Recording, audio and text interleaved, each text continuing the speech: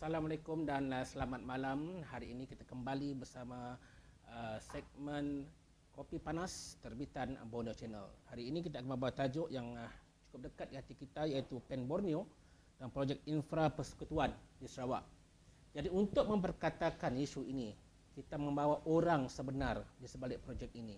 Kita bawa orang yang telah mencadangkan, melaksanakan dan memastikan projek itu terus berjalan. Dan tidak lain tidak bukan, beliau adalah Menteri Kanan Kerja Raya, Datuk Seri Fadilah Yusof. Terima kasih Datuk kerana dapat meluangkan masa. Terima kasih ajakan kita lah. Ya Datuk, PEN Borneo adalah satu projek yang dekat di hati kita Datuk.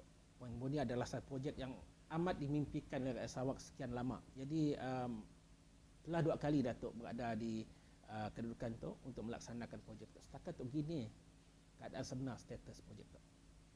Alhamdulillah, setakat 18 bulan Mac, kedudukan kini itu dah 62 lebih peratus lah keseluruhan. Tapi kalau kita mecah dari segi setiap package dia mari ada 11 packages, WPC 1 sehinggalah 11. Sikit yang dah siap, WPC 1 iaitu Teluk Melanau lah.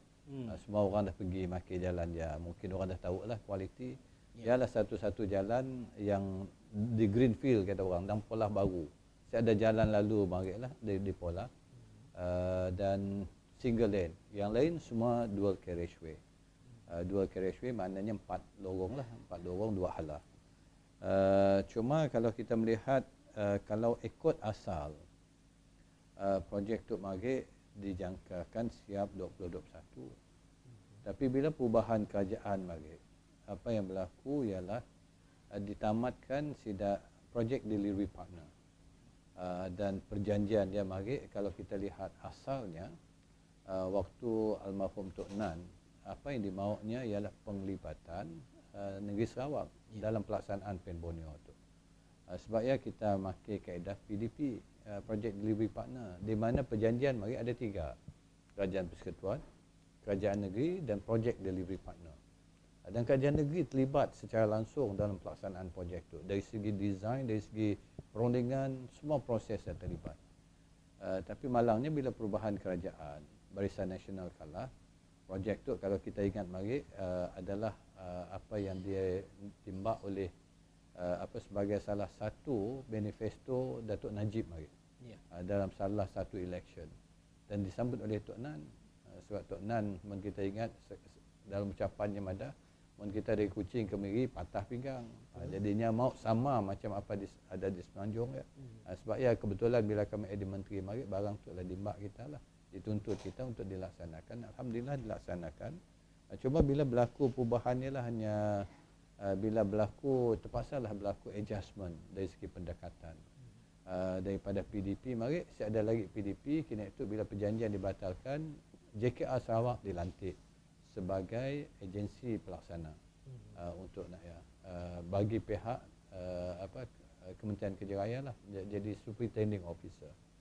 Alhamdulillah, kalau ikut jangkaan kini itu ikut perjanjian lah, ini akan disiapkan selewat-lewat September 2022. Ada package yang akan siap lebih awal. Tapi jangkaan saya sendiri dalam keadaan pandemik COVID, saya jangkakan mungkin ianya agak sukar untuk kontraktor menyiapkan dalam bulan September. Tapi apapun yang telah dilaksanakan oleh kita ialah untuk melantik PMC yang akan membantu JKR Sarawak dalam memantau dan memastikan bagaimana kita dapat membantu kontraktor supaya dapat menyiapkan projek itu dalam jangka yang ditetapkan, iaitu September 2022. Walaupun secara kini itu kita nangga ada yang mungkin dapat siap dalam 2022. Mungkin kita saya dapat kongsi.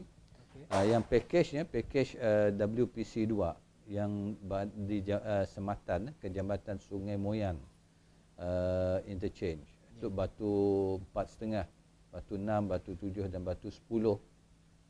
Yang tu mengikut jadual patutnya sudah sampai 66%.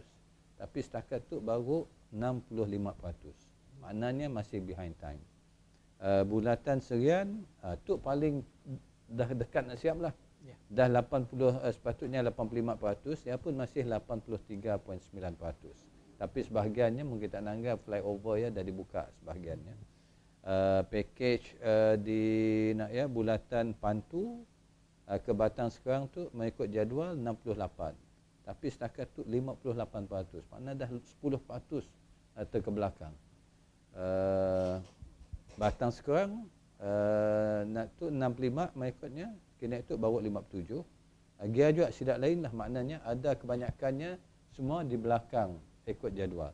Walaupun keseluruhannya 62%, tapi kalau kita benar-benar dapat pastikan dan kontraktor tu dipantau dan berbincang dengan kontraktor dan kita dapat menyelesaikan salah satu masalah pekerja di tapak bina dan sebagainya, kalau tu dapat mungkin kita dapat cari jalan macam ni nak percepatkan balik. Tapi yang paling idealnya, bila sebenarnya projek itu siap sepenuhnya seperti yang kita mimpikan? Personally, saya mengharapkan akan dapat disiapkan mengikut tempoh yang ditetapkan tahun 2022 ya. Cuma dari segi realiti, ia cabaran yang kita kena hadapi, dan kalau kita dapat cari penyelesaian kepada segala permasalahannya, dapatlah insya-Allah. Walaupun agak sukar, agak challenging, tapi kita akan usahakan. Sebab ia tu matlamat kita untuk memberi kemudahan pada rakyat kita. Jalan tu siap dan perjalanan lebih cepat, kos bisnes akan berkurangan, disebabkan tempoh perjalanan jalan lebih baik dan sebagainya, dan yang penting keselesaan dan keselamatan pengguna jalan raya. Tapi Datuk, bila setahun kita berhadapan dengan pandemik tu, lebih setahun kita berhadapan, and then kita bertemu juga dengan masalah ekonomi, okay? Yang mengganggu most of the kontraktor tu. Jadi secara realitinya, adakah Datuk berhadapan dengan masalah selepas jeda tu? Maksudnya ada yang gulung tikar ke yang saya kira kalau kita melihat kepada apa yang berlaku bila berlaku pandemik, memang fasa pertama bulan Mac 2020 dulu, sektor perniagaan boleh dikatakan ditutup selama tempoh hampir sebulan. Hanya yang essential service ataupun servis yang kritikal saja dibenarkan, termasuklah sektor pembinaan. Waktu ya kita kerugian lebih kurang 11.6 bilion sebulan saja, sebab tidak dibenarkan. Tapi lepasnya dibenarkan, sektor pembinaan dibenarkan. Maknanya sektor pembinaan sepatutnya tidak begitu terjejas. Walaupun mengikut kajian dibuat oleh CIDB, walaupun dibenarkan berniaga, hanya lebih kurang 25% yang operate 100% capacity. Ada yang operate about 75%, ada 50%, ada 25%. Tapi masih beroperasi. Ada sebab mengapa yang tidak dapat beroperasi sepenuhnya, mungkin disebabkan pekerja yang tidak cukup. Kedua, mungkin disebabkan tempoh untuk adjustment balik. Bila perniagaan, bila dah lama tutup, nak start balik dan nak ngambil momentum yang akan makan masa. Ada few matters lagi lah. Tapi saya tidak menjangkakan syarikat-syarikat pembinaan ini akan terjejas teruk sebab mereka dibenarkan. Hanya tempoh sebulan saja mereka tidak benarkan untuk beroperasi sepenuhnya. Yang lain-lain dibenarkan. Ada yang tidak beroperasi juga disebabkan pemaju, misalnya kata tidak meneruskan projek, masih bertahan untuk tidak meneruskan projek. Disebabkan kadang-kadang ada projek yang dalam konteks commercial project, mungkin mereka tengok bahawa ini bukan masa yang sesuai untuk meneruskan disebabkan the market demand yang mungkin turun. Jadi mereka tangguhkan juga. Jadi bila tangguh, kontraktor, sebahagian kontraktor yang terlibat dalam projek tersebut mungkin tidak akan beroperasi lah. Saya nak mengesahkan sekali lagi, tak ada yang angkat tangan. Setakat ini belum. Dalam construction industry belum ada yang angkat tangan lah. Cuma the challenge will be mungkin ada yang tidak ada projek. Sebabkan number one, projek sekarang ini banyak projek berasaskan tendering. Ada yang mungkin tidak dapat pinjaman dan sebagainya. Walaupun ada projek, tapi disebabkan kedudukan kewangan tidak kukuh, agak kompetitif untuk dapat pinjaman mungkin. Tapi tidaklah mengatakan mereka golong tiga. Tapi ada yang mungkin, tapi tidaklah banyak. So, apa jalan penyelesaian kepada mereka yang berhadapan masalah? Motivasi yang diberikan oleh pihak Kementerian Datuk? Apa yang kerajaan dah buat di peringkat persekutuan? Kalau kita melihat beberapa pakej telah diumumkan. Pertama sekali dulu prihatin. Prihatin saja diumumkan 250 bilion dalam bentuk bantuan pelbagai. Ada yang bantuan cash, ada subsidi gaji, ada juga moratorium, ada juga injection of project. Misal kata untuk kontraktor G1, G4, kita diberikan peruntukan sejumlah 450 juta. Ini semua diagihkan. Hampir 1,000 orang contractors yang dapat agihan projek ini. Kemudian ada juga diumumkan penjana. Penjana juga adalah injection of additional fund. Baru-baru ini Pemekasa ada additional lagi. Ini semuanya tujuan, misal kata untuk G1, G4 ada ratusan juta lagi akan diagihkan. Ini sebenarnya untuk menggerakkan ekonomi. Di samping membantu, memberi peluang perniagaan pada para contractors, tapi ini juga memberi peluang kepada semua rantaian dalam sektor pembinaan, termasuklah pembekal, profesional, lawyers, bankers, semua akan dapat kesan daripada apa yang diperuntukkan oleh kerajaan ini. Ini ada apa orang kata gandaan kepada apa yang dibelanjakan. Baik Datuk. Sebelum saya ke soalan seterusnya, penjajaran ada tak dilakukan kembali selepas kali kedua Datuk memegang tampuk tersebut di kementerian ini? Maksudnya mungkin ada perubahsuaian dilakukan sewaktu 22 bulan sebelum itu. Kalau kita ingat, bila berlaku saja perubahan kerajaan oleh Pakatan Harapan, banyak projek yang telah dibatalkan. Di Sarawak, kita ingat ada 3 jambatan. Yang utama Batang Lupa, Rambungan, Batang Igan. Ini semua dibatalkan. Tapi bila dibatalkan, sudah pasti kedudukan kewangan itu sudah dialihkan kepada projek-projek lain. Itu pertama. Yang kedua dilakukan ialah memberi notis untuk mengurangkan harga walaupun kontrak itu dah disign. Jadi kontraktor diberi pilihan sama ada nak sambung ataupun dibatalkan. Kalau nak sambung, berapa reduction boleh diberi. Ini semuanya menjejaskan the whole process. Kalau kita dah sign kontrak dengan satu kadar yang tertentu, sepatutnya kita tidak boleh review. Tapi kontraktor disebabkan dah committed dengan bank dan sebagainya, tiada pilihan melainkan bersetuju untuk menyambung dengan memberi reduction. Jadi ini semua menjejaskan performance kontrak itu sendiri. Sebab itu sekarang ini saya terpaksa mengendalikan, mencari jalan bagaimana kontrak-kontrak yang telah dikurangkan dulu, adakah mereka akan terjejas dari segi pelaksanaan. Satu, dari segi kualiti, kedua, dari segi performance. Adakah kemungkinan kontrak ini menjadi kontrak yang gagal? Ini semua kena dipertimbangkan dan dievaluasi, dan kita telah bawakan pada MOF, dan akhirnya MOF bersetuju untuk mempertimbangkan balik supaya balik kepada harga asal kontrak. Itu yang pertama kita lakukan.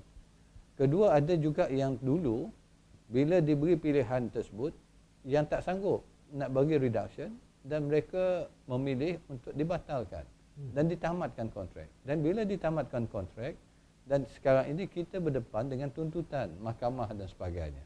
Ini banyak kesan-kesan yang akan bukan saja mendedahkan kerajaan pada risiko tuntutan undang-undang, tapi juga terpaksa bayar ganti rugi di samping untuk meneruskan projek yang telah pun diluluskan. Kita terpaksa tender balik dan sebagainya, memilih kontraktor baru dan sebagainya. Ini semua adjustment yang terpaksa kita lakukan. Dan ketiga, apa yang kita lakukan ialah mencari dana kepada projek yang telah dibatalkan dulu. Kita kena sambung balik. Misal kata dalam Pen Borneo. Dalam Pen Borneo ini dulu kita ada lagi apa yang dikatakan projek sambungan dalam fasa 1. Kita panggilkan missing link. Jajaran yang tertinggal, iaitu daripada Miri ke Kuala Baram. Tak panjang, 5 km saja. Dulu dah diluluskan. Tapi ini pun dibatalkan oleh Pakatan Harapan dulu. Kemudian fasa yang kedua, Limbang dan Lawas juga dibatalkan. Tapi sekarang ni limbang lawas kerajaan negeri akan ambil alih untuk buat. Jadi tapi kita tak adil untuk kerajaan negeri yang paksa buat. Kita kena cari kaedah dan bincang. Malahan semalam dalam jawatan kuasa sosial ekonomi dipengusikan oleh Datuk Seri Mustafa, kerajaan negeri sudah pun membentangkan bahawa kalau dapat apa yang dibelanjakan oleh Sarawak ini dikembalikan oleh kerajaan persekutuan segala kos dan perbelanjaan tersebut. Bagi saya ini tuntutan yang adil, tuntutan yang menasabah yang patut dipertimbangkan, dan sudah pasti perkara ini terpaksa dibawa di peringkat kerajaan persekutuan. Cuma cabarannya sekarang ini dengan keadaan COVID, pandemik, yang kita terpaksa memfokuskan menaik taraf, meningkatkan banyak peruntukan untuk Kementerian Kesihatan, menyediakan sektor kesihatan kita, vaksin yang begitu banyak diperlukan. Ini semua sudah pasti menjadi cabaran lah, sama ada kita boleh dapat peruntukan ini ataupun bila kita akan dapat peruntukan ini. Tapi yang penting secara prinsip kerajaan persekutuan perlu bersetuju untuk satu, mengiktiraf bahawa tanggungjawab kerajaan persekutuan jangan diserahkan pada kerajaan negeri. Apa yang dibelanjakan oleh kerajaan negeri patut dikembalikan oleh kerajaan persekutuan. Ini semua adjustment yang perlu kita laksanakan. Banyak sungguh kerja, Datuk. Berat. Okey, Datuk. Okey, Pen Borneo jangka akan diteruskan dengan agresif selepas ini sehingga ke tahun depan. So, rakyat ingin melihat kesemua projek ini berjalan lancar dan ingin melalui jalan tersebut seperti yang dicita-citakan 2 jam dah sampai ke Sibu misalnya. Jadi apakah projek-projek lain yang sekarang tengah dirancang oleh kementerian untuk Sarawak? Mungkin saya nak share senarai-senarai keseluruhan projek yang telah kita laksanakan setakat 18 Mac daripada rancangan Malaysia ke-11. Sebab walaupun rancangan Malaysia ke-11 dia menjadi projek sambungan sehingga akan dibawa ke rancangan Malaysia ke-12. Keseluruhan projek yang telah kita buat, jalan raya ada 11, jambatan ada 7. Jalan raya saja jumlah nilainya ialah 2.82 bilion ringgit. Jambatan ialah 380 juta. Keseluruhannya 3.2 bilion ringgit. 5 yang dah siap, 4 dalam pelaksanaan, 2 lagi peringkat perolehan. Itu untuk jalan. Untuk jambatan 1 dah siap, 6 lagi dalam peringkat reka bentuk. Yang reka bentuk ini termasuklah projek sambungan iaitu flyover di Bintulu, Medan, apa dipanggil Medan Jaya, Jalan Tun Hussein On Bintulu. Yang lain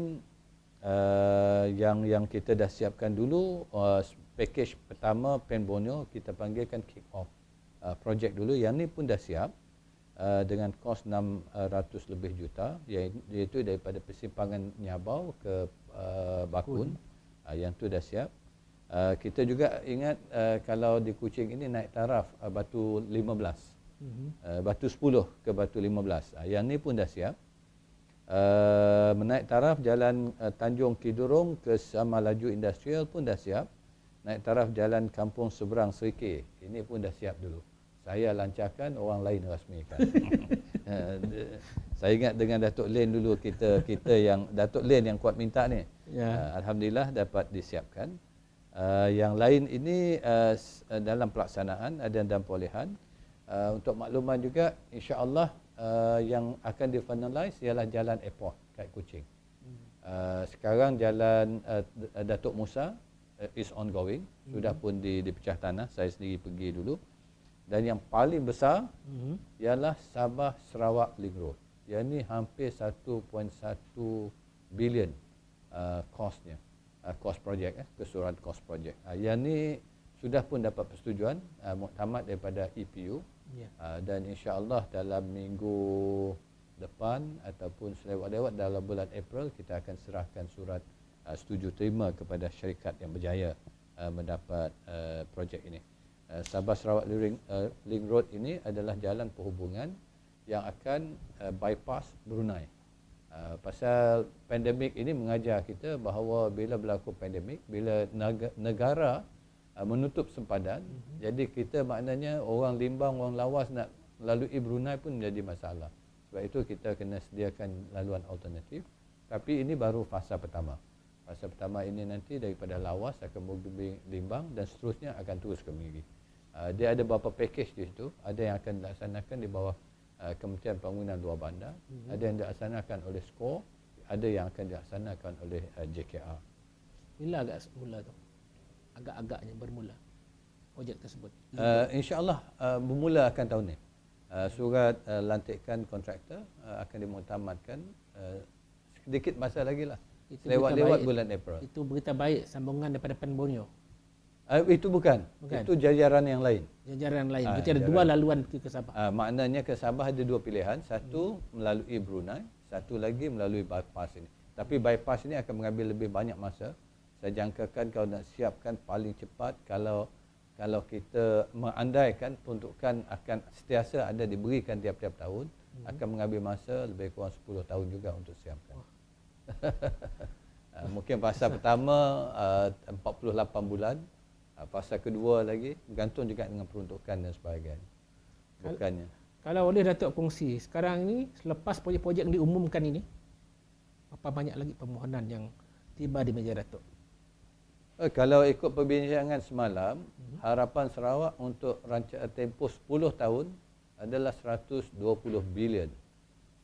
Untuk bukan saja untuk infra, tapi untuk air, untuk elektrik, untuk telekomunikasi, untuk sekolah, untuk hospital, klinik dan sebagainya. Bayangkan 120 bilion. Average kita akan menerima lebih kurang 3 ke 6 bilion setahun. Banyak. Untuk Sarawak saja. Jadi makna banyak harapan Sarawak ini, tapi bukan satu yang mudah sebab Sarawak merupakan sebuah negeri yang terbesar di Malaysia. Kemudian cabarannya bentuk muka bumi. Ketiganya kependudukan kita adalah jarak antara satu tempat itu ataupun satu rumah, satu kampung pun agak jauh kadang-kadang. Tapi kita masih kena sediakan segala kemudahan. Ini menjadi cabaran dan sudah pasti kos yang agak besar. Datuk, kalau boleh dikongsikan falsafah Datuk sebagai Menteri Kerja Raya. Kita kena utamakan pertama sekali melihat core business kita. Core business kita ialah untuk menyediakan perhubungan. Dalam perhubungan, walaupun tanggungjawab kita adalah kerajaan persekutuan, tapi kita kena bekerjasama erat dengan kerajaan negeri dan juga kerajaan tempatan, maknanya PBT. Jadi perancangan ini kita buat sebab itu di peringkat kementerian kita ada apa dipanggil Highway Network Development Plan. Dia bukan kita nak buat jalan terus buat. Dia dah ada perancangan, study dibuat dan perancangan ini adalah untuk setiap 5 tahun atau 10 tahun akan datang. Dan kita akan lihat dalam persekutuan perancangan di peringkat negeri sebab negeri Sarawak pun dah ada Highway Network Development yang kita dah buat. Jadi kita akan hubungkan perhubungan jalan negeri dan jalan persekutuan dan juga melihat kepada jalan-jalan daerah ini supaya connectivity akan dapat kita sempurnakan dan rancangkan secara bersama. Connectivity ini penting sebab kalau memudahkan perhubungan perjalanan orang dari satu tempat ke satu tempat, ini sudah pasti akan membantu dan memberi kemudahan pada rakyat kita. Bukan satu yang senang, tapi usaha ini kena kita teruskan dari masa ke semasa supaya yang jauh terpelusuk di mana saja pun akan dapat dihubungi. Walaupun keadaan sekarang ni sedikit demi sedikit kita dapat melihat perubahan. Walaupun ekspektasi ada yang nak bukan hari ini, nak semalam. Tapi ini kadang-kadang mustahil untuk dilaksanakan. Tapi yang penting kita dah ada perancangan, kita dah ada komitmen. Yang penting sekarang ini ialah untuk kita secara bersama laksanakan. Dan dana perlu besar. Sudah pasti. Sebab itu dalam keadaan sekarang ni amat penting kita bersatu padu. Jangan terlalu banyak politicking. Dalam keadaan cabaran ini kalau kita dapat pastikan kestabilan politik, perpaduan kalangan kita, insya-Allah ekonomi kita berkembang. Ekonomi berkembang, lebih banyaklah peruntukan untuk kita agihkan. Itu falsafah kita okay, sebagai Menteri Kerja Raya. Sebenarnya apa cabaran? Orang mahu tahu apa cabaran sebagai seorang Menteri Kerja Raya dalam keadaan kini itu, dalam keadaan COVID, dalam keadaan kalau boleh katakan berantakan berlaku di politik di Semenanjung dan sebagainya. Keadaan memang benar cabaran sekarang ini bukan saja menghadapi cabaran pandemik COVID. Kedua ialah cabaran ekonomi, bukan saja di negara kita, ekonomi global. Sebab bila sepadan negara ditutup, banyak cabaran. Ianya sudah pasti akan menjejaskan pendapatan negara kita, bukan saja business sector. Walaupun ada business sector yang akan mendapat pendapatan yang lebih, misal kata yang buat glove, dia ada extraordinary profit sampai bilion ringgit. Dulu orang tak tengok pun. Sekarang ni dia dapat bilion ringgit keuntungan. Tapi ada sektor yang akan menghadapi cabaran begitu besar. Misal kata the tourism industry, penerbangan dan sebagainya. Ini sudah pasti menjadi cabaran. Tapi yang paling kritikal sekarang ni ialah kita juga berdepan dengan cabaran politik. Politik yang begitu boleh dikatakan yang tidak menentu, terutamanya berlaku di Semenanjung. Sebab itu saya seringkali mengajak supaya kita kembali kepada asas. Asasnya ialah bagaimana kita nak fokuskan kita berada dalam keadaan krisis. Jangan tambah lagi krisis. Krisis utama ialah memastikan kehidupan rakyat. Nyawa rakyat ini terjaga untuk memastikan segala sokongan kepada Kementerian Kesihatan, kepada the frontliners ni diberi secukupnya supaya mereka dapat atasi pandemik COVID. Itu yang pertama. Sebab itu peruntukan begitu besar kepada Kementerian Kesihatan. Disokong kerajaan negeri kita sendiri pun membantu dengan menyediakan banyak sokongan kepada Kementerian Kesihatan di peringkat negeri, hospital dan sebagainya. Ini disediakan untuk memastikan pertama nyawa rakyat dulu diberi keutamaan. Yang kedua ialah memastikan segala kemudahan kesihatan kita mampu untuk menampung ataupun menghadapi apa saja cabaran jumlah yang makin meningkat. Yang kedua ialah memastikan ekonomi kita walaupun merudum tapi ianya tidaklah terlalu teruk. Sebab itu kita buatkan pelbagai package untuk kita stabilkan keadaan ekonomi itu. Walaupun kita keadaan tidak baik tapi jangan terlalu jatuh. Itu yang kedua yang kita buat. Yang ketiga, ini akan hanya dapat mampu kita laksanakan kalau kita dapat pastikan semua orang dalam politik ini memberi tumpuan pada ini. Jangan berpolitik dulu. Sebab ianya akan menjejaskan pelaburan daripada luar. Betul. Keyakinan pelabur luar tak akan datang. Sebab itu kalau kita lihat mengapa darurat diisytiharkan. Bukan disebabkan politik, tapi darurat ini diisytiharkan supaya kita semua orang akan fokus tangani krisis ini dulu, iaitu kesihatan dan juga ekonomi. Kalau ini dapat tangani, insya-Allah benda-benda lain akan selesai. Tapi kita kena perlulah sokongan daripada semua orang lah. Sebab kalau kita tak buat secara darurat, banyak perkara yang tidak dapat dilaksanakan secara normal. Kita ada norma baru, tapi norma baru ni bukan kerja secara normal. Kita kena bekerja di luar kebiasaan, di luar kotak kebiasaan kita. We have to do something extraordinary. Sebab kalau melalui proses nak buat undang-undang, kalau melalui proses parlimen saja, ianya akan mengambil masa berbulan. Ada perkara yang kita tak boleh tunggu bulan.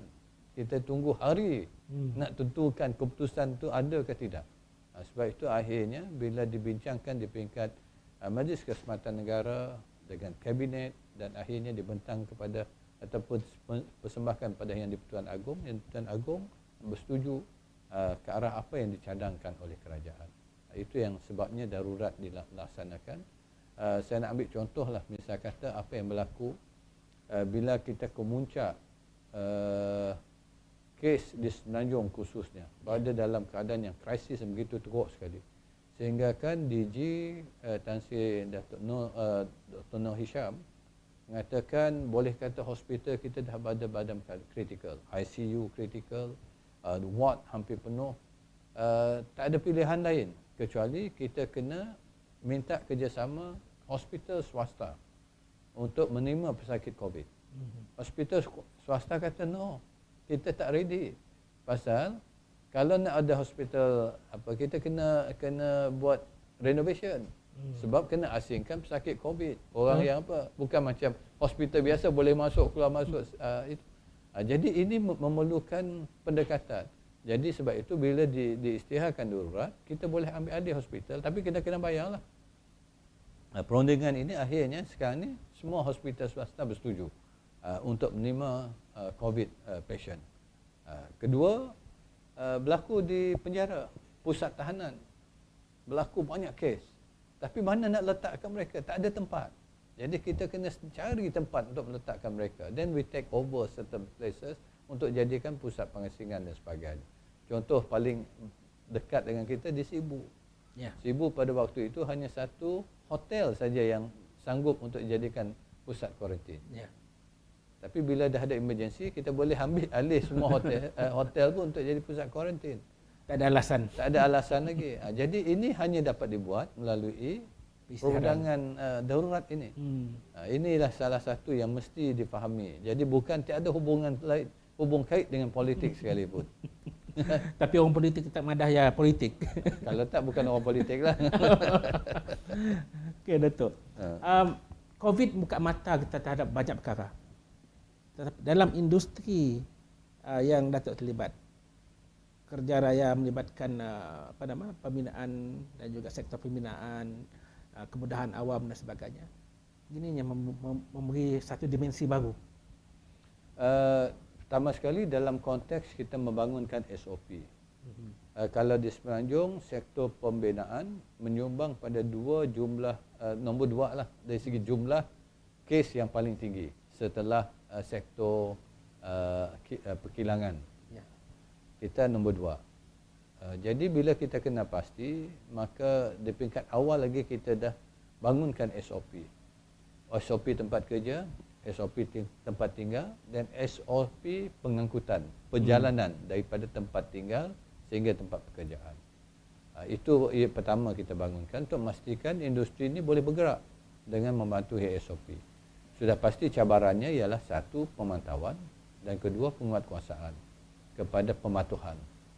Dan untuk menyedarkan industri players ini bahawa peri pentingnya kita mesti mematuhi SOP. Kalau kita nak teruskan kelangsungan perniagaan kita, kelangsungan aktiviti kita, kita kena patuhi. Sebab pandemik COVID hanya akan dapat dikurangkan risiko jangkitan kalau semua orang mematuhi SOP. Itu salah prasyaratnya.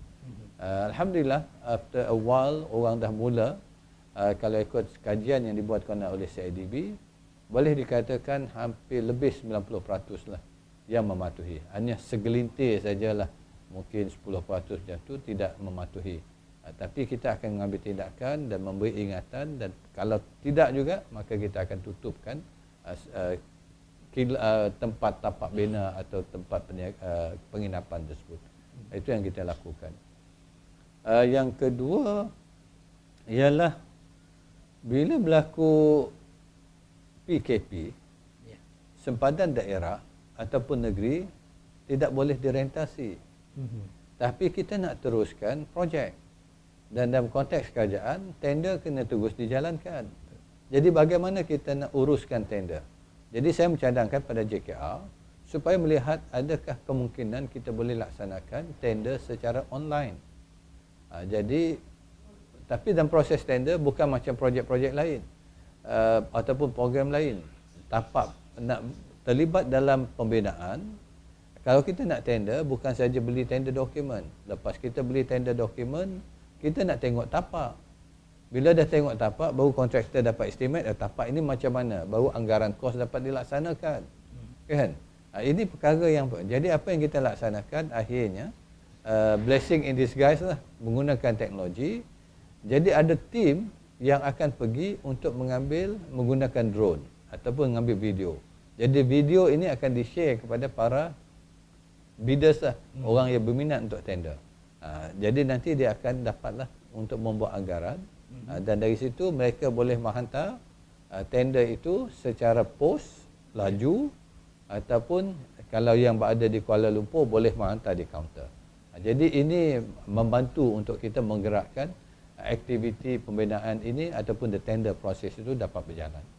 Menukarkan konsep pembinaan dan sebagainya, proses pentadbiran secara digital. Ini ada elemen baru. Ini salah satu elemen baru dan diharapkan ianya akan dapat diperbaiki Dan masa depan salah satu fokus kita dalam strategic plan kita ialah untuk mendigitalkan sektor pembinaan. Wah. Bukan saja daripada sektor dari segi tender proses, tapi juga dari segi sistem pemantauan projek dan juga untuk kita memantau kerja-kerja malah penyelenggaraan sekalipun kita akan melihat dalam konteks the digital perspective. Itu yang kita nak menggunakan IR 4.0, sama ada artificial intelligence, internet of things, semua ni akan digunakan. Di samping melihat pada material-material baru, ini adalah apa yang kita nak bangunkan. Datuk, satu perkara penting yang kita lihat pada sektor pembinaan yang terjejas teruk ataupun tidak teruk mungkin kerana faktor pekerja, tenaga kerja asing terutamanya, baik daripada Indonesia ataupun negara-negara lain. Gini kita menangkap. Memang ada problem lah. Sebab kalau kita ingat tahun lepas sebelum diumumkan PKP dah hampir dengan raya. Ramai yang dah balik balik Indonesia, balik Bangladesh and so on. Tapi suddenly pintu sepadan kita tutup. Jadi ramailah para rakyat tu si dapat masuk balik negara kita. Bila si dapat masuk, jumlah pekerja asing ataupun pekerja di tapak bina berkurangan. Cabaran kita ialah dalam peringkat pengurusan tidak ada masalah sangat. Peringkat management pengurusan ni tidak ada. Even the middle management masih ramai local. Yang problemnya the 3Ds, yang kerja yang dirty, dangerous dan difficult ni, ini yang payah. Sebab daya tahan orang kita. Dulu di Sarawak, kalau kita ingat, kumpulan Dayak ni adalah the best pekerja dalam sektor pembinaan. Tapi kebanyakan mereka sekarang ni dah jadi toke-toke. Profesional. Because they are the owner of apa sekarang ini. So sebab tu ramai yang rely dengan pekerja khususnya kalau di Sarawak ini daripada Indonesia. Tapi itu menjadi cabaran, sebab itu kita dah wawakan minta CIDB pertama sekali mencari mereka yang hilang pekerjaan dan minat untuk mencuburi bidang pembinaan untuk melatih mereka supaya the local players ini, pekerja ini mahu bekerja dalam sektor pembinaan. Hopefully ini akan membantu. Okey, kita ada soalan daripada penonton ya, Tok. Okey, soalan pertama, mungkin Kementerian Kerja Raya boleh anjur semula lawatan ke tempat projek Pen Borneo seperti sebelum ini bagi membolehkan laporan dan gambaran sebenar perkembangan projek mereka itu? Boleh, tapi kita kena minta kelulusan khas lah daripada State Development Disaster Management Committee, sebab rentas daerah belum boleh di Sarawak. Kalau dah boleh, insya-Allah saya sendiri memang berminat nak pergi. Ataupun kalau kita dapat pelepasan untuk kita melawat, memang saya sendiri memang menunggu dan berharap dapat pergi ke tapak-tapak ini. Because Datuk sendiri adalah orang yang boost the moral rakyat Sarawak untuk menerima projek tu yang berlangsung. Okay, soalan kedua, Datuk, Kementerian Pembangunan Luar Bandar memperuntukkan 1 bilion ringgit untuk pembangunan infra di Sarawak pada tahun 2021. Bagaimana YB Datuk Seri melihat peruntukan ini dan gini yang dapat mempercepatkan pembangunan kita di Sarawak? Last one, apa sebenarnya fokus infra yang perlu diutamakan di luar bandar selain pada jalan perhubungan? Amenity sosial lah. Api, air, elektrik, api, air dengan komunikasi, alat komunikasi. Maknanya sebab kita beralih pada digital economy. Sarawak pun fokus digital economy. Kalau perhubungan komunikasi tidak dapat dinaik taraf, kita tak akan dapat sampai ke 4G, 5G untuk luar bandar, maka kita menidakkan mereka pada peluang apa yang telah kita wujudkan. Jadi kita kena fast track, cari kaedah. Ini salah satu fokus bukan di bawah Kementerian Pembangunan Luar Bandar, tapi kita bincangkan di bawah digital economy yang telah diumumkan oleh PM melalui Kementerian Komunikasi dan juga MOSTI. Mencari jalan bagaimana kita nak percepatkan, khususnya di Sarawak. Di peringkat negeri memang kajian negeri sudah memberi komitmen, banyak tower-tower dan juga line-line yang akan dipasang. Tapi federal pun mesti bagi komitmen lah untuk membagi dana dan bantu Sarawak dalam hal ini. Datuk, banyak orang sedar bahawa kita sebagai Menteri Kerja Raya, tapi kita sebagai Menteri Kanan yang menjaga the whole infrastructure di Malaysia? Tidak juga, tapi memang ada kluster. Saya bertanggungjawab ke atas kluster infra. Tapi di bawah kementerian kami kita ada Kementerian Pembangunan Luar Bandar, Kementerian Pengangkutan, Kementerian Sains, Teknologi dan Inovasi, Kementerian Alam Sekitar, Air dan Alam Sekitar, dan juga Kementerian Perumahan dan Kerajaan Tempatan. Ini yang maknanya ada 6 kementerian lah, semua dalam kluster infra. Itu secara formal. Tapi kita juga jemputkan Kementerian Komunikasi sebab komunikasi ini di bawah mereka. Kedua, Kementerian Tenaga, all the tenaga punya.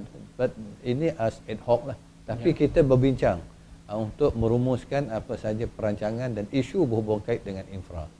Berapa kerap perbincangan berlaku? Dalam mesyuarat kita tentukan sekurang-kurangnya peringkat menteri 2 kali setahun, dan di peringkat KSU maknanya Jawatankuasa Teknikal Kerja 3 kali setahun sekarang ni, sekurang-kurangnya. Kita dah bermesyuarat 3 kali dah. Adakah telah dibentuk satu pelan induk yang baru? Dah ada, bukan dari segi pelan induknya, tapi apakah fokus area. Sebab pelan induknya adalah bergantung pada setiap kementerian. Cuma kita nak pastikan apakah fokus yang patut kita laksanakan, yang menjadi isu yang perlu dipercepatkan untuk rakyat. Yang kita setuju pada dasarnya ialah pertama kita nak melihat bagaimana kita dapat melihat pada proses untuk mempercepatkan proses supaya projek-projek ini dapat diturunkan secepat mungkin. Tak kira lah sama ada rumah, alat perhubungan jalan, air, elektrik dan sebagainya. Okey. Saya bawakan satu komen daripada Kamal Banjar. Saya mengikuti perbincangan malam ini, tingkatkan konsensus di antara parti memerintah, kurangkan pertelagahan politik, pulihkan keadaan, stabilkan suasana, insya-Allah ekonomi akan bertambah baik dan rakyat akan sejahtera, rasa selesa dan selamat. Setuju? Memang setuju. Saya sangat setuju. Itu juga yang saya sarankan. Ya. Tapi bukan satu yang mudah. Sebab bila politician, kalau dia tidak berpolitik, itu bukan kerja dia.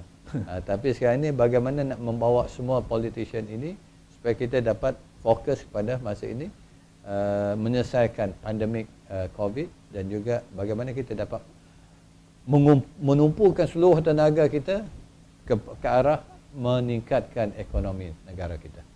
Okey, satu lagi daripada John Travolta. Okey, berhubung lebuh raya Pen Borneo, sejauh mana fungsi PMC bakal membantu menyiapkan projek ini nanti di Sabah dan Sarawak? Okey, status PMC setakat ini. Kita dah dapat kelulusan, dan insya-Allah saya kira sedikit masa lagi surat tawaran akan dikeluarkan pada mereka, dan once dia orang dah apa, dia akan dapat bersama dengan JKR untuk memastikan bahawa tenaga untuk mengawal selia, memantau dan memastikan pelaksanaan projek ini lebih lancar, terutamanya memantau kerja-kerja kontraktor ini akan dapat disegerakan. Lebih baiklah, terutamanya aduan-aduan. Bila kita membuat jalan di live traffic, maknanya walaupun kerja berjalan, kerendaan masih lalu, sudut keselamatan itu kita kena lihat. Saya memahati sendiri pada waktu ini bila saya sendiri turun secara persendirian tanpa diketahui orang, saya melihat bahawa pematuhan kepada the traffic management, sudut keselamatan dan pengurusan trafik ini masih lemah. Sebab itu kita perlukan PMC misal kata. Sebab ini salah satu tanggungjawab mereka untuk pastikan bahawa pematuhan ini akan dapat dipatuhi sepenuh. Mata dan telinga yang lebih berwibawa. Datuk, perbincangan kita malam tu dah sampai ke negara sebelah, ke Indonesia. Okay, Indonesia dah upgradekan laluan di Kalimantan, khususnya menghubungkan Sarawak dengan Pontianak. Di Teluk Melano misalnya turut memberi kemudahan kepada warga Indonesia untuk mengingatkan saya kepada Presiden Jokowi yang buat protosikal pergi ke Bangkalan. Okay, setelah dibuka kelak, mungkin ada kerjasama antara kementerian di dua negara ini untuk meningkatkan jalur pengangkutan. Sememangnya sudah ada perbincangan. Tak silap saya, sebab itu kita ada Sosek Malindo, kita ada BIM Yaga. Melalui saluran ini sebenarnya perbincangan memang sentiasa dijalankan. Cuma dari segi perancangannya, siapa yang lebih cepat. Ini bergantung dengan yang saya katakan tadi, sama ada peruntukan itu mencukupi ataupun tidak dan apakah keutamaan kita kena susunkan mengikut satu keutamaan persekutuan dan keutamaan pula peringkat negeri. Di mana keutamaan peringkat negeri? Dan akhirnya kita tengoklah kepada peruntukan, barulah kita dapat salurkan mengikut keutamaan.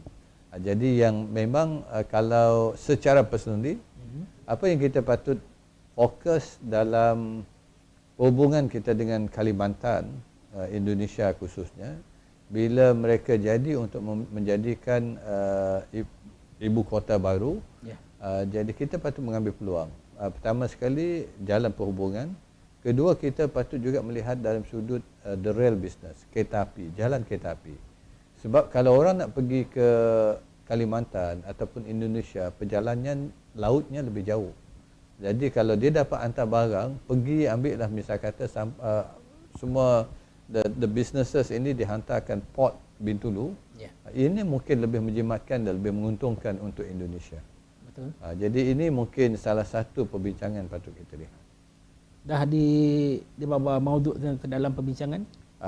Di peringkat awal, peringkat awal saya kira kerajaan kita, kerajaan negeri Sarawak dan juga di sebelah sana pun akan melihat perkara tersebut. Tapi saya kira Indonesia sudah pun mengumumkan untuk menangguhkan dulu kan di peringkat sebelah sana. Kerana COVID. Sebab mereka pun sudah memperuntukkan belanjaan besar untuk COVID juga.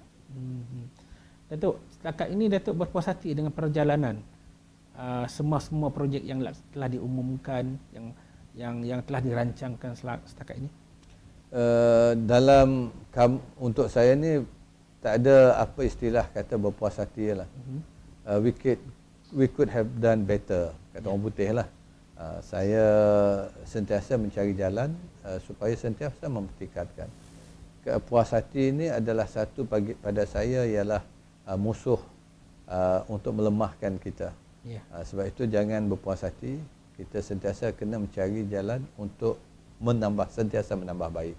Jadi apa yang dah ada ini, saya kena cari jalan bagaimana kita dapat tambah baik. Dari selama ada proses, daripada proses perancangan, proses tender, proses pelaksanaan, sehinggalah projek ini siap, dan juga bagaimana kita nak menyelanggar projek. Ini semuanya proses yang perlu kita lihat, dan kita kena belajar daripada apa yang kita laksanakan dulu supaya kita dapat sentiasa mempertingkatkan keseluruhan aspek itu tadilah. 2-3 hari sebelum ini, media antarabangsa CNN, CNBC berbicara tentang satu topik penting. Fokus lepas kejayaan vaksinasi adalah pembukaan laluan pasaran kembali pulih yang jangkakan pada bulan 6. Jadi pada pandangan Datuk, adakah ini akan memberi impak yang bagaimana kepada industri pembinaan, industri yang berkaitan dengan infra di Malaysia? Ini yang dilaksanakan kalau diumumkan di bawah Pemekasa. Sebabkan pendekatan kita ada 6R. Ialah untuk revivekan balik. Pemekasaan ini ialah untuk kita perkasakan balik ekonomi kita. Ini yang kerajaan sediakan sekarang ni untuk menyiapkan the business sector dan semua orang supaya kita bersiap siaga. The post COVID. Kalau COVID ni dah baik, apa langkah? Jangan kita tunggu dah selesai baru kita nak buat. Dah perancangan sekarang ni sudah pun dilaksanakan. Sebab itu dah diumumkan sebahagiannya melalui Pemekasa, dan ada satu lagi the final lap nanti kita akan umumkan lagi pendekatan baru yang patut dilaksanakan. Yang lebih penting setiap kita inilah, tak kira sama ada kita ni kontraktor, siapa saja, kita kena siapkan diri kita untuk bukan saja menangani COVID ini, tapi apakah langkah seterusnya patut kita buat. Kenal pasti apa perancangan kerajaan, kena pasti apa saja peluang, dan kita kena tahu bagaimana nak merebut peluang yang telah diwujudkan. Tadi kita bercakap tentang banyak kontraktor yang meneruskan walaupun gapnya hanya sebulan 2 terhenti. Dari segi kos harga barangan, adakah berlaku kenaikan mendadak disebabkan penutupan pintu sepadan untuk mengimport barang dan sebagainya?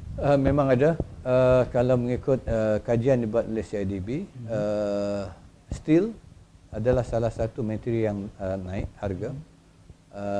Simen pun ada sedikit, tapi lain-lain masih agak kawal. Perkara berhubung dengan steel disebabkan bekalan keseluruhan dunia ini affected. Jadi itu sebahagian yang saya rasa agak naik harga lah. Hanya steel lah. So bagaimana ada menjejaskan atau tidak dari segi pembelian barangan dan sebagainya? Biasanya industri akan adjust lah kepada apa saja. Ini salah satu risiko dalam membuat perniagaan. Turun naik apa. Mungkin ada barang naik, ada barang turun. End of the day dia kena adjust lah. Yalah, mereka terlibat dalam Pen Borneo pun 2 kali dilanda taufan. Satu apabila kerajaan bertukar tangan, yang kedua selepas Covid menghentikan segala-galanya. Okey Datuk, satu soalan lagi pada saudara Faris, Sofian Faris. Apa komen yang berhormat Datuk Seri tentang jambatan terpanjang merentasi sungai di Teriso untuk rakyat Sarawak yang disambung semula? Berapa kos semoga dipermudahkan proses pembinaan untuk rakyat Sarawak dan pesisir pantai yang akan dirasmikan oleh CM pecah tanah. Datuk terlibat dalam proses awal. Saya masih ingat Datuk Seri Najib bercerita tentang, saya mengejut bercerita tentang keinginan untuk jambatan Batang Lupa ini dilaksanakan. Ini harapan almarhum Tok Nan dulu. Ya. Sebab itu bila kita bincang dengan Datuk Najib, dia ada 1 bilion mungkin kemampuan pada waktu itu Kerajaan Persekutuan tak dapat. Sebab tu kata 50-50 lah. Jadi finally dapat setuju Kerajaan Negeri 500, Kerajaan Persekutuan 500. Ini juga yang dibatalkan oleh Kerajaan Pakatan Harapan. Dan sekarang ni diambil oleh Kerajaan negeri kita di bawah Datuk Abang Jo. Dan sudah pasti ini memang dinantikan sebab coastal highway tidak akan sempurna melainkan jambatan ini ada. Sebab itu Kerajaan Persekutuan Negeri sekarang ini sedang rancak membuat dalam pembinaan coastal highway. Banyak jambatan yang diambil alih oleh Kerajaan Negeri dan sebagainya. Yang ni kalau ikut anggaran awal dulu waktu kami dulu ialah 1 bilion. Sebab saya kira akhirnya dimuktamadkan kurang daripada itu. Mungkin 900, saya tak pasti apakah harga yang apa, bukan sebab bukan dalam bidang Kerajaan Persekutuan lagi, bidang Kerajaan Negeri. Jadi saya tak terlibat lagi dalam proses tersebut. Tapi saya mengucapkan terima kasih kepada Ketua Menteri kita Datuk Abang Jo dan semua the team yang akhirnya dapat menyempurnakan pelaksanaan projek ini. Ini penting untuk connectivity di peringkat coastal kita. Datuk, kalau boleh saya nak soalan terakhir sebelum kita masuk ke soalan saya yang lain. Projek yang terbesar yang akan dilaksanakan oleh Kerajaan Persekutuan dari segi infra, mungkin ada yang boleh Datuk di Sarawak? Di Sarawak dan di seluruh negara. Di seluruh negara sudah pasti di peringkat Persekutuan, the rail business lah, MRT 3, kemudian dia ada CSR, jalan kereta api Pantai Timur. High speed rail dah tertangguh. Di peringkat Persekutuan juga kita sedang rancak membina Central Spine Road, iaitu menghubungi Pahang dengan jalan lingkaran tengah untuk Pahang dengan Kelantan. Sebab cabaran di Semenanjung, bila berlaku cuti perayaan, memang jalan sesak. Kalau dari Kuala Lumpur nak ke Kelantan boleh makan lebih daripada 12 jam. Jadi sebab itu kalau jalan ini ada nanti, maka banyak alternatif untuk di Semenanjung. Di Sarawak yang paling besar di peringkat Kerajaan Persekutuan yang saya katakan tadi, single project selain daripada Pen Borneo yang menelan belanja 16 bilion, yang ini single project ialah Sabah Sarawak Link Road, hampir 1.1 bilion lebih.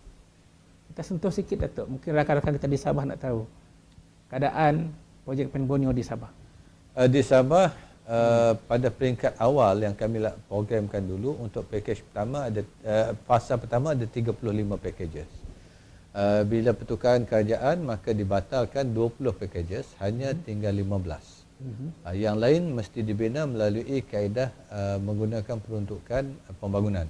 Bergantung kalau ada bajet Persekutuan, Kerajaan Persekutuan akan beri. Jadi hanya tambahan untuk tahun rolling plan yang pertama ini hanya satu projek saja tambahannya. Jadi 16 packages keseluruhannya.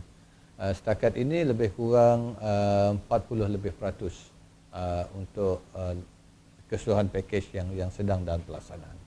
Okey, ini last soalan yang saya ambil daripada online.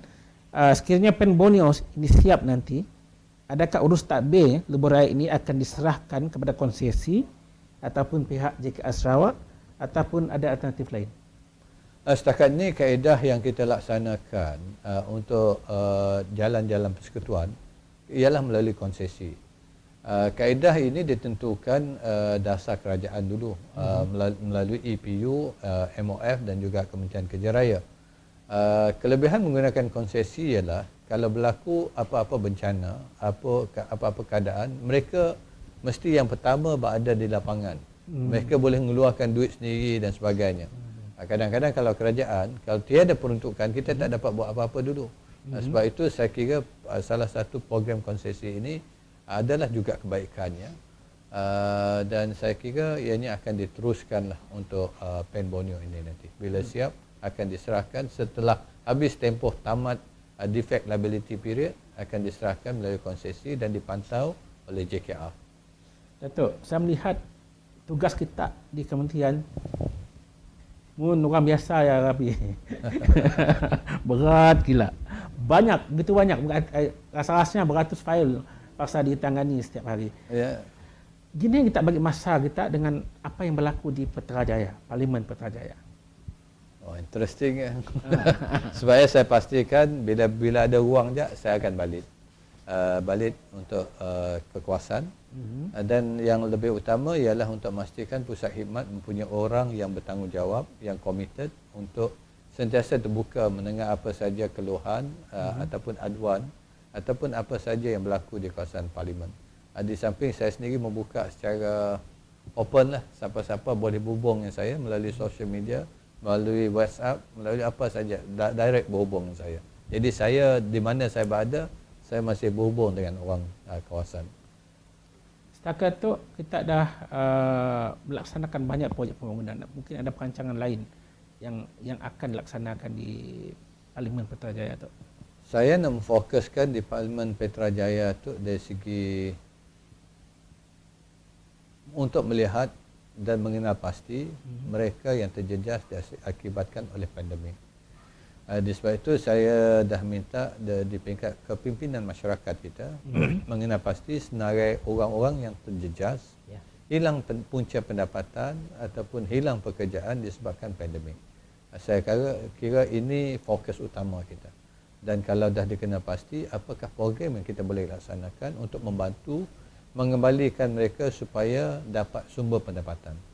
Ini menjadi perkara keutamaan saya sekarang. Yang kedua, sudah pasti saya tidak pernah ketinggalan untuk memberi fokus kepada bidang pendidikan anak-anak kita. Selain daripada kemudahan amenities yang lain. Hospital Malangnya, Hospital Putrajaya tergendala disebabkan kelemahan kontraktor. Sekarang ini dah dilantik kontraktor baru dan saya mengharapkan kontraktor baru ini nanti akan dapat menyiapkan Hospital Putrajaya. Yang penting untuk memastikan meringankan bebanan di hospital umum Sarawak dan sebagainya. Ada lagi klinik-klinik kesihatan saya kira perlu dibuat di sebelah Matang.